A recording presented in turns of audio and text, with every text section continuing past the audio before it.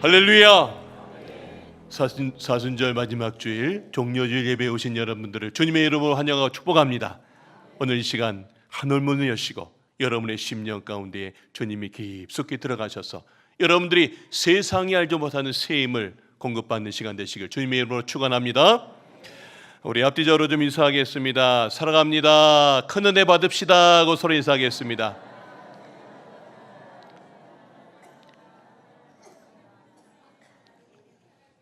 네, 오늘 할렐루야 찬양대 오늘 종료주일에 맞게 오늘 호산나라고 하는 찬양을 우리에게 주셨는데, 오늘 우리의 마음 문이 활짝 이미 열린 줄로 믿습니다.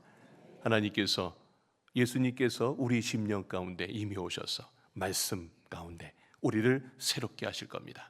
오늘 귀한 찬양해 주신 할렐루야 찬양대와 시온 간학대 하나님께서 기쁘게 받으신 줄로 믿습니다. 오늘 설교 제목 한번 따라하겠습니다. 호산나 대 십자가.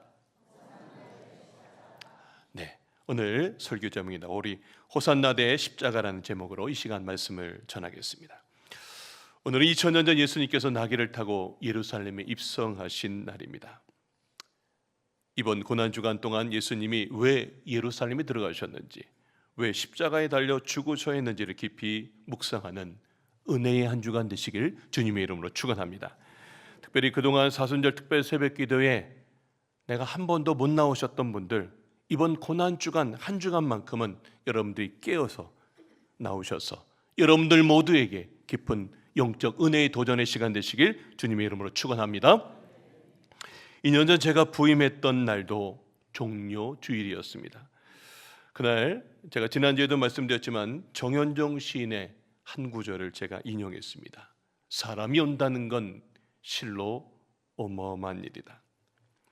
이 고백처럼 2000년 전 한 사람이 온다는 건 실로 어마어마한 사건이었습니다. 그분은 나귀를 타고 예루살렘 성 안으로 들어오셨고요, 그 발걸음은 인류 구원의 서막이 되었습니다. 그리고 이제 2025년 이 강화중앙교회 예배당 안으로, 그리고 이 시간 여러분의 심령 안으로 입성하는 줄로 믿습니다. 여러분, 유대인에게는요, 나귀 타고 누군가의 인생에 온다는 것은 그분을 나의 왕으로 모시고 내가 주인 자리에서 내려온다라고 하는 뜻입니다.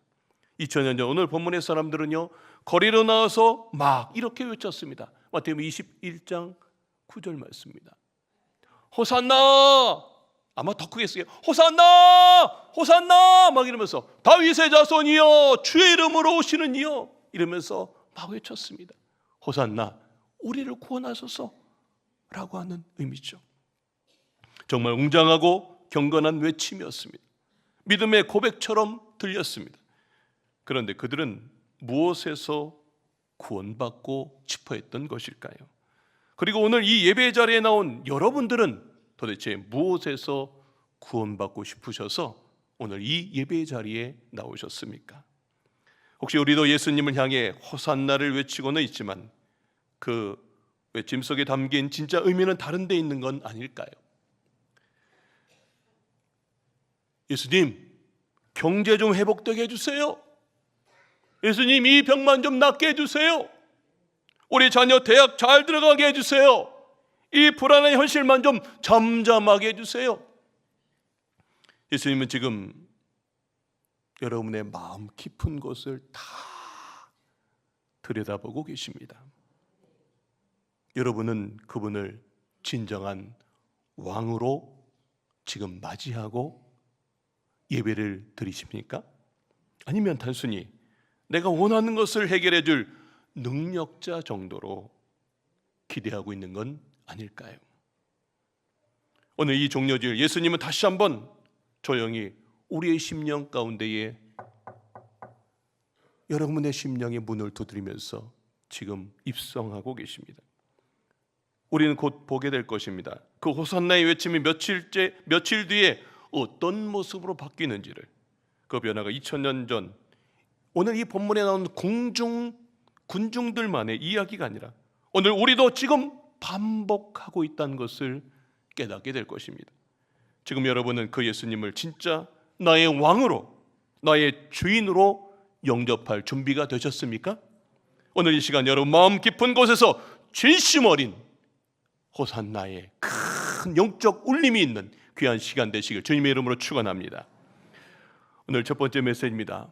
한 입으로 두 말하는 신앙입니다. 호산나에서 십자가로. 한번 따르겠습니다. 한 입으로 두 말하는 신앙. 호산나에서 십자가로. 2000년 전 예루살렘은 사람들로 들썩였습니다. 그들은 거리로 나가서 종려나무를 막 흔들면서 외쳤습니다. 호산나 다윗의 자손이여, 주의 이름으로 오시는 이여 하면서 우리를 구원해 달라고요. 찬양처럼 보였습니다. 믿음 같았습니다. 경배 같았습니다. 하지만 예수님은 그 모습을 보고, 그리고 예수님은 지금 속으로 울고 계십니다. 왜일까요? 그 외침 뒤에 숨겨진 마음을 예수님은 꿰뚫어 보고 계시기 때문입니다. 그들은 예수님을 진정한 왕으로 맞이한 것이 아니었습니다. 예수님이 가져다 줄 현실의 유익, 예수님이 가져다 줄 현실의 기적, 예수님이 내 삶에 무언가를 해결해 줄 그 해결, 이것들을 기대하고 있었던 것입니다. 이제 로마에서 우리를 해방시켜 주시겠지, 이제 우리 병도 가난도 외로움도 끝나겠지, 이제 내 삶이 지금보다 좀 나아지겠지.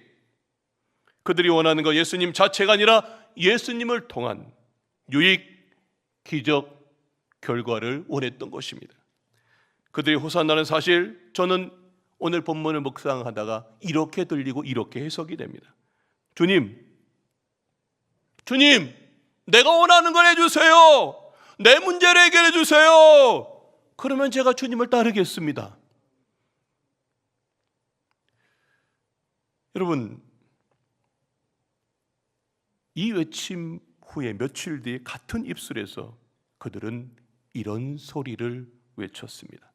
자, 마태복음 27장 22절 23절입니다. 자, 이제 빌라도 앞에서 그 군중들이 그 예수님을 향해서 이렇게 외치고 있습니다. 우리 다 같이 한번 읽겠습니다. 시작. 그들이 다 이르되 십자가에 못 박혀야 하겠나이다. 그들이 더욱 소리질러 이르되 십자가에 못 박혀야 하겠나이다. 여러분, 호산나! 호산나! 주님 우리를 구원하소서 하면서 주님이라고 불렀던 그들이 십자가에 못 박혀야 하겠나이다. 십자가에 못 박으소서! 이렇게 지금 외치고 있어요. 놀랍지 않습니까? 여러분, 예수님은 변하지 않았어요. 그분의 사랑도 능력도 뜻도 그대로였습니다. 변한 건 군중들이에요. 그들의 기대가 변했습니다. 그들은 예수님이 내 뜻대로 움직이지 않자 실망했습니다. 분노했습니다. 그리고 결국 예수님을 버려버렸습니다. 그런데 사랑하는 여러분, 이게 정말 2000년 전 그들만의 이야기입니까? 우리도 종종 한 입으로 두 말을 하고 있지는 않습니까? 사람들 오늘 말씀을 읽다가 이렇게 말합니다. 아이고, 저 인간들 진짜 나쁘네, 나빠. 며칠 전에 호산나 치더니 이제 와서 십자가를 못 박으라고 하니, 에휴, 이걸 남 이야기듯 보는 분들이 참 많습니다. 하지만 영적인 눈이 열린 사람은 다르게 반응합니다. 주님, 저게 제 얘기네요. 주님, 저게 제 모습이에요.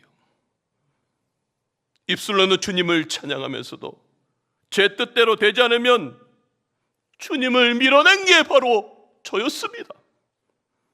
예수님을 향한 군중의 외침이 아니라 바로 오늘 내 심령 안에서도 주님, 내가 지금 똑같이 2025년도에도 수시로 내가 호산나를 불렀다가 수시로 내가 십자가 외치고 있는 내가 바로 저기 있는 저 사람과 똑같습니다. 대부분의 사람들은 주일에는 호산나, 주님만이 나의 왕입니다, 이렇게 외치지만 월요일부터 삶의 자리에선 이렇게 말합니다. 아유, 내 뜻대로 안 되면 주님도 부담스럽습니다. 제 뜻대로 되지 않으면 다 필요 없어요. 입술로는 왕이라고 부르지만 마음으로는 여전히 내가 주인입니다. 주님, 내 뜻대로 좀 움직여주세요. 저리 비키세요. 주님이 내 뜻대로 움직여주신다면 내가 따르겠습니다. 화면 한번 보십시오. 우리는 호산나를 외치고 며칠 뒤 십자가에 못 박아라 외쳤던 그들과 다르지 않습니다. 왜 이런 일이 벌어졌을까요? 죄에 대해 무감각하기 때문입니다. 한번 따라하겠습니다. 죄에 대해 무감각하기 때문이다. 예수님이 왜 오셨는지 제대로 알지 못하기 때문이에요. 정확히 말하면 알고 싶지도 않아요.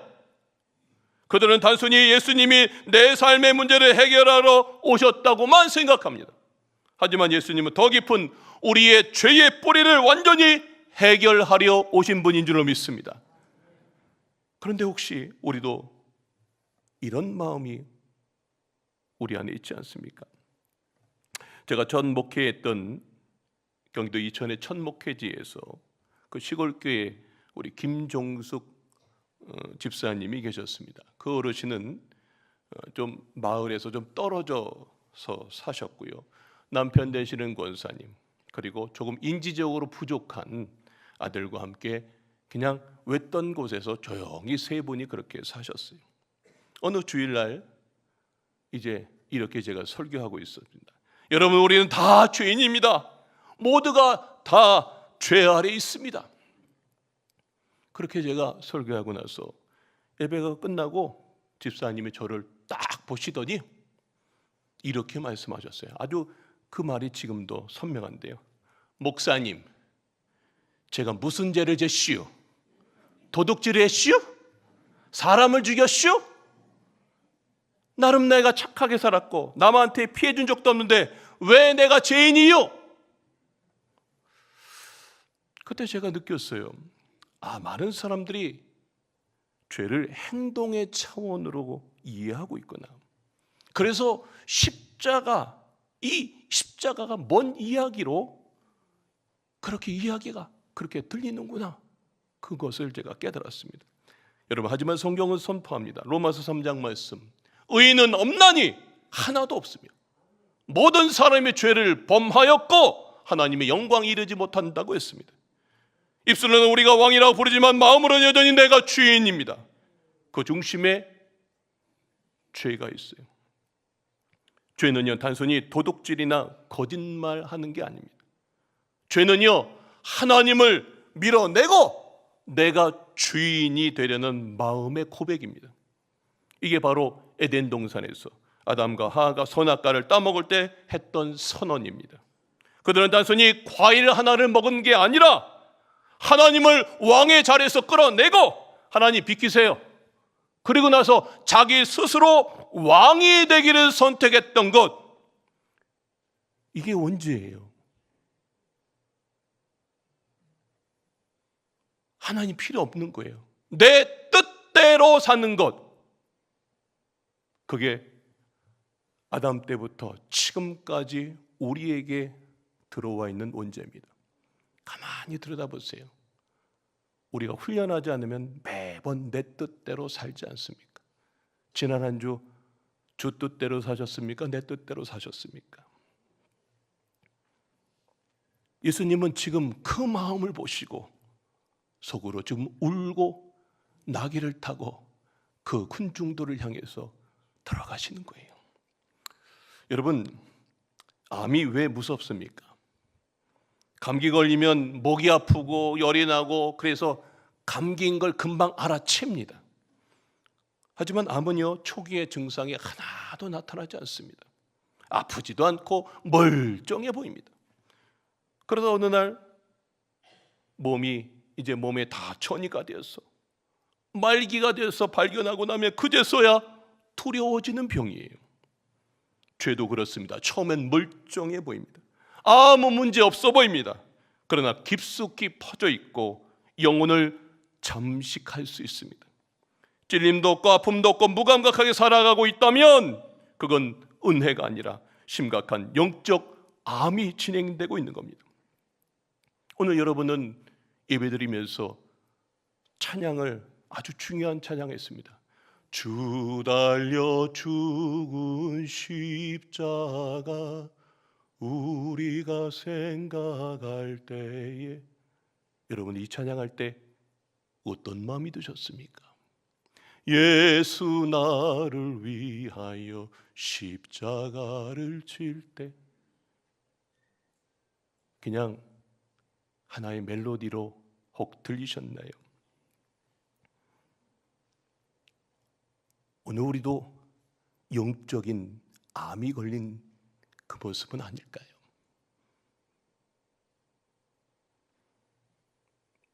저 십자가는 저 남 얘기예요. 여러분, 저 십자가는 남 얘기가 아니고 내 얘기예요. 여러분들이 여기에 마주 서야 됩니다. 우리는 이 질문 앞에 여러분들이 정말로 정직하게 서셔야 됩니다. 예수님은 이걸 향해서 지금 눈물을 흘리고 계신 거예요. 여러분은 왜 예수님을 부르고 있습니까? 여러분은 지금 왜 강화중앙교회 이 예배의 자리에 나오셨습니까? 여러분들은 왜 지금 이 예배 속에서 내 일주일 동안 피곤했던 이 시간에 잠을 자지 않고 이 자리에 나오셨습니까? 여러분은 정말 무엇에서 정말로 구원받고 싶습니까? 오늘 여러분들이 외치는 호산나는 정말 죄에서 구원을 향한 외침인지 아니면 내 인생의 편안함을 위한 요구인지, 오늘 종려주일에 우리가 호산나 호산나 그렇게 외치지만 속으로는 여전히 아유 십자가는 부담스러워 이렇게 말하고 있지는 않습니까? 이제 우리의 영적 감각을 회복해야 돼요. 내가 영적으로 마치 암처럼 내 죄가 점점 내가 정말 영적으로 죽어가고 있는데 그걸 못 느끼고 있다면 오늘 우리는 깨달아야 됩니다. 이 무감각을 주님 앞에 정직하게 마주합시다. 오늘 이 시간 여러분들이 말씀을 듣다가 이렇게 기도했으면 좋겠어요. 주님, 저의 심령이, 저의 영성이 지금 무감각해지고 있습니다. 죄를 죄로 느끼지 못하는 저를 살려주십시오. 주님, 저의 회개를 받아주십시오. 여러분, 이렇게 말씀을 들으면서 여러분들 모두가 더 깊이 주님 앞에 나가시길 주님의 이름으로 축원합니다. 두 번째 메시지입니다. 영적 무감각의 원인, 원죄입니다. 한번 따르겠습니다. 영적 무감각의 원인, 원죄. 여러분, 우리가 왜 죄에 대해서 이렇게 무감각해졌을까요? 왜 예수님이 죄를 위해 십자가를 지셨다는데 우리 마음에 별 감동도 없고 왜 결단도 없을까요? 그 이유는 단 하나, 우리 안에 뿌리 깊이 자리 잡은 원죄 때문입니다. 이 원죄가 우리를 영적으로 무감각하게 하고 영적 암이 걸려 있는 것처럼 모르고 지금 있는 겁니다. 화면 한번 보시죠. 죄는 행위가 아니라 존재의 문제입니다. 제가 첫 번째 메시지에서 우리가 얼마나 무감각해졌는지를 살펴봤어요. 그런데 왜 우리는 이렇게 무감각해졌을까요? 그 이유는 단 하나, 우리 존재 자체가 고장난 겁니다. 한번 따라합시다. 고장났다. 하나님이 우리를 만들 때는요, 하나님과 내가 영적으로 교감하는 영의 사람이었어요. 우리가 이 모든 메시지를 때마다 그래요 주님, 내 문제네요, 내 삶의 문제네요, 이걸 내 깨닫는 영적인 사람이었어요. 태초에 아담과 하와를 만들 때는요. 그런데요, 선악과 먹고 나서 원죄를 짓고 나선 주님 비키세요, 하나님 비키세요, 내가 주인입니다, 내가 왕입니다. 이게 원죄예요. 고장났어요. 이 존재라는 것을 깨달으셔야 돼요. 우리는 고장났기 때문에 우리 스스로 이거를 어떻게 할 수가 없습니다. 또 하나 보십시오. 죄는 스스로 치유할 수 없는 영적 사망 상태입니다. 사람들은 종종 이렇게 말합니다. 아유, 앞으로 착하게 살면 되지. 아니, 나는 큰 죄 안 지었어. 하지만 분명히 성경은 말합니다. 우리 로마서 3장 우리 다 같이 한번 읽겠습니다. 시작. 의인은 없나니 하나도 없으며 모든 사람이 죄를 범하였고 하나님의 영광에 이르지 못하더니. 예, 우리는 단지 고장난 것을 넘어서서 이제 영적으로 죽어가고 있는 상태입니다. 그래서 말씀을 들어도 반응이 없고요, 죄를 지어도 찔림이 없어요. 예배의 자리에 와 있는데도요, 감동이 없어요. 여러분, 이건 단순한 신앙 침체 정도가 아니라 영적 사망 상태로 가고 있는 거예요. 우리는 암 걸리면 정말 대단히 이거 어떻게 해야 되나 하는데, 영적으로 내가 지금 죽어가고 있는데 그걸 못 느끼고 있다는 게 가장 통탄할 일입니다. 또 하나는요, 죄는 점점 자라고요, 결국 우리를 파괴합니다. 야고보서 1장 15절은 이렇게 경고합니다. 우리 다 같이 한번 읽겠습니다. 시작. 욕심이 잉태한 즉 죄를 낳고 죄가 장성한 즉 사망을 낳느니라. 죄는요, 처음에 아주 작아 보입니다. 이 정도는 괜찮잖아. 다들 하는데 뭐. 하지만 죄는요, 조절되지 않습니다. 반드시 아주 작더라도요, 자라고요, 깊어지고요, 결국엔 우리를 무너뜨립니다. 덮어두면 사라질 것 같지만 속에서 썩고 언젠간 터진다는 거예요. 또 하나 보십시오. 이 죄는 그래서 인간의 힘으로는 해결할 수 없습니다. 사람들은 종교, 도덕, 선행으로 죄를 덮어보고 덜어보려고 애씁니다. 그러나 히브리서 10장 11절에 이렇게 선언합니다. 이 제사는 언제나 죄를 없게 하지 못하거니와. 아무리 그런 거에서 짐승의 피, 인간의 노력, 나의 후회나 눈물, 이거로 죄를 없앨 수 없다는 거예요. 왜냐하면 죄는 인간이 만든 문제지만 오직 하나님만이 해결하실 수 있는 문제이기 때문입니다. 화면 한번 보시죠. 그래서 하나님이 사람이 되어 오셨습니다. 사람이 되어 오신 분이 누구예요? 예수님이십니다. 그분은 죄 없는 분이셨습니다. 그러다 죄 많은 나를 대신하여 죄인이 되셨습니다. 이사야서 53장 5절 말씀입니다. 그가 찔림은 우리의 허물 때문이요, 그가 상함은 우리의 죄악 때문이라. 예수님은 죄인을 정죄하러 오신 분이 아닙니다. 죄인을 대신해서 죽으러 오신 분이십니다. 그 찔림은 내 허물 때문이고 그 채찍은 내 죄악 때문입니다. 사랑하는 성도 여러분, 이제 이렇게 고백해야 하지 않겠습니까? 주님, 나는 내 힘으로 죄를 이길 수 없습니다. 나는 내가 생각했던 것보다 훨씬 더 깊은 죄인입니다. 내게는 예수님이 필요합니다. 여러분들이 오늘 말씀을 듣고 오늘 여러분들 예배 가운데에 이 진정한 심령의 고백이 이루어지시길 주님의 이름으로 축원합니다. 바로 거기서부터 복음이 시작되는 거예요. 이 고백이 우리를 십자가 앞으로 이끕니다. 하나님 없이 살아가는 상태가 가장 깊은 죄입니다. 하나님 없어도 돼요. 내가 혼자 그냥 살면 돼요. 이게 원죄예요. 내 힘으로 내 뜻대로 살았던 그 모든 것, 이게 가장 큰 위기입니다. 오늘 이 시간 내 안에 죄성을 직면하십시오. 그 죄는 변명한다고 해결되지 않고요, 오직 예수님의 보혈로만 씻어질 수 있습니다. 오늘 여러분 이렇게 기도하십시오. 주님, 저는 죄인입니다. 제가 만든 죄를 제가 해결할 수 없습니다. 주님만이 나의 유일한 구원자이십니다. 여러분들이 이렇게 고백할 때 십자가가 먼 이야기가 아니라 여러분의 이야기가 되는 줄로 믿습니다. 마지막 메시지입니다. 십자가의 자리는 나의 자리였습니다. 한번 따르겠습니다. 십자가의 자리는 나의 자리였습니다. 자, 우리 이사야서 53장 5절 말씀 잘 알고 있는데 우리 다시 한번 읽겠습니다. 시작. 그가 찔림은 우리의 허물 때문이요, 그가 상함은 우리의 죄악 때문이라. 어떠세요? 저 본문 읽고 너무 익숙해서 별 감동이 없지는 않습니까? 이 말씀은 이제 옛날 성경 속의 이야기가 아니에요. 오늘 이 이야기가 바로 내 이야기가 되어야 됩니다. 오늘 이 말씀 속에 우리라는 말을 여러분의 이름을 넣어서 한번 보십시오.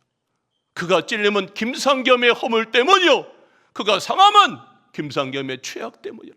여러분이 저 빈칸에 여러분의 이름을 넣고 우리 다 같이 한번 이 시간 고백해 봅시다. 시작.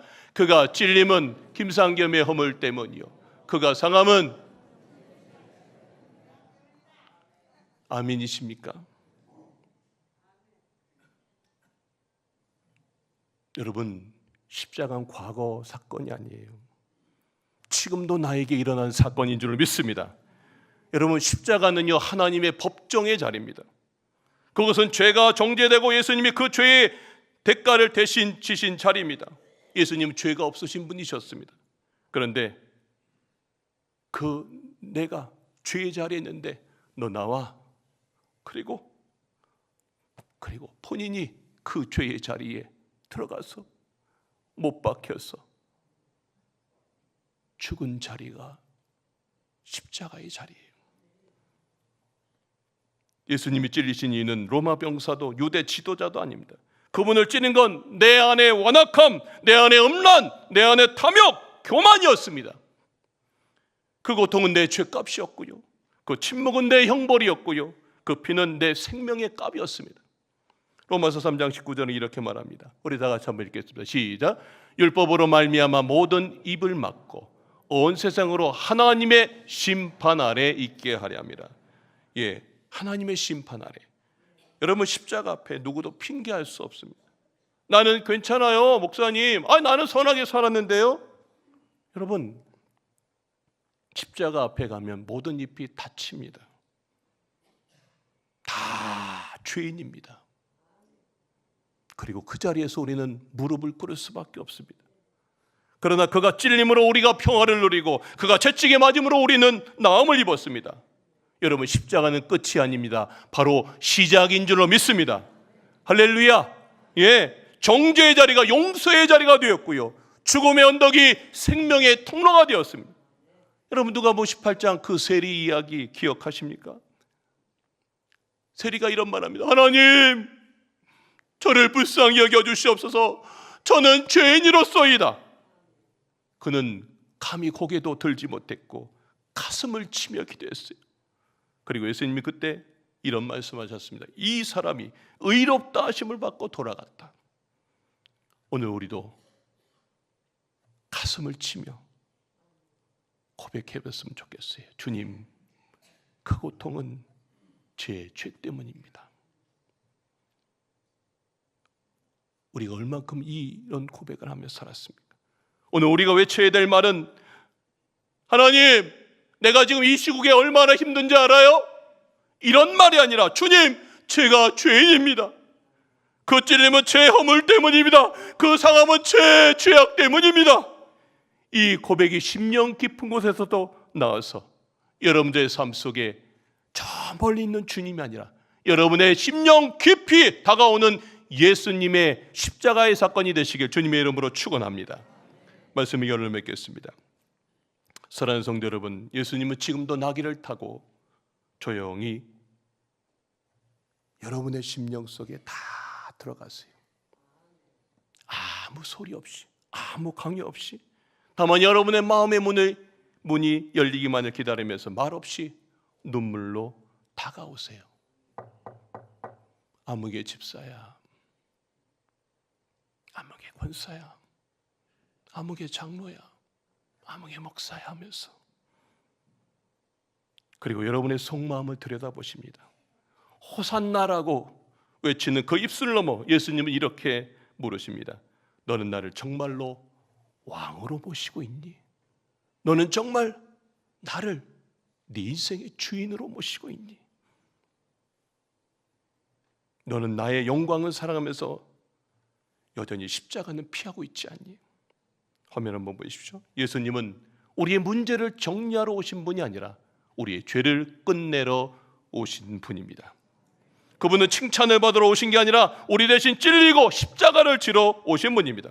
오늘 우리는 그분 앞에 어떤 고백으로 나가야 될까요?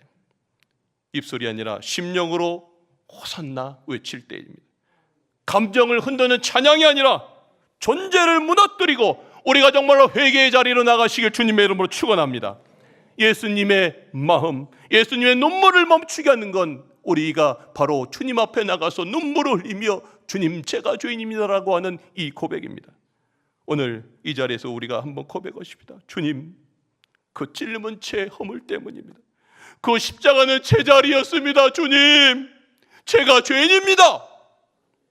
주님, 이제는 내 뜻이 아니라 당신의 십자가를 지겠습니다. 이 고백을 할 때 진짜 호산나가 우리의 마음 깊은 곳에부터 울려 나올 것입니다. 우리 강화조와 함께 모든 성도님들이 오늘 이 귀한 복음의 메시지를 듣고 새롭게 변화되시길 주님의 이름으로 축원합니다.